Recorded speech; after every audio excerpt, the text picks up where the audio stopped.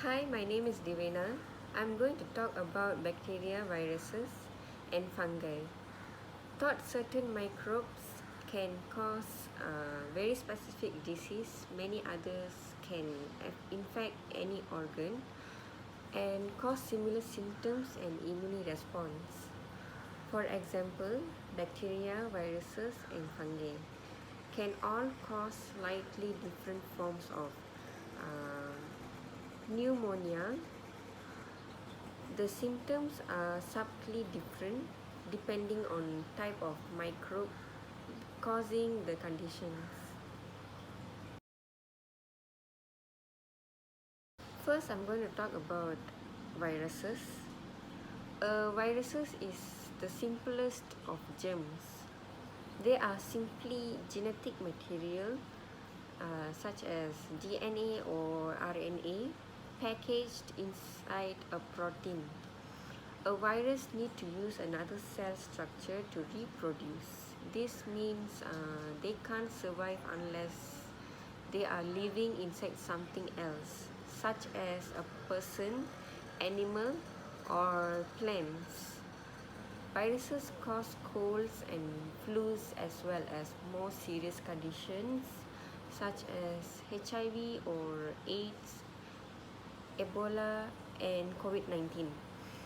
Some viruses also are spread by mosquitoes or through bodily fluid. Since each viruses are very different, no one drug exists to attack whenever virus is in your body.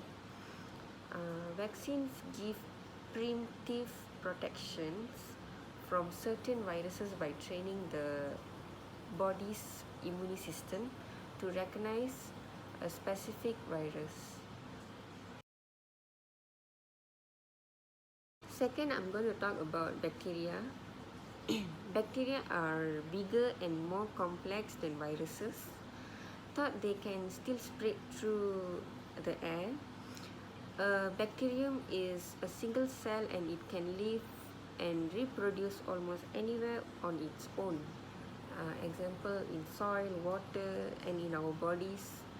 For the most part, the colonies in our guts are helpful to us and strengthen our immune system. But like viruses, bacteria can also harm us by replicating quickly in our bodies, killing cells.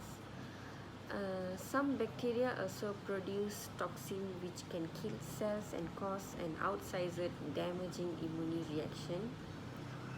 Bacteria can cause food poisoning, strep throat, urinary tract infections, cavities, as well as infections such as tuberculosis. Antibodies are used to treat bacterial infections.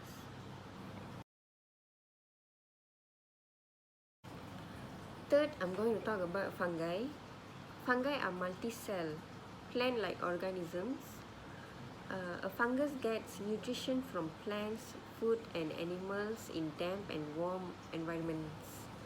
Fungi are responsible for causing conditions such as yeast infections and valley fever.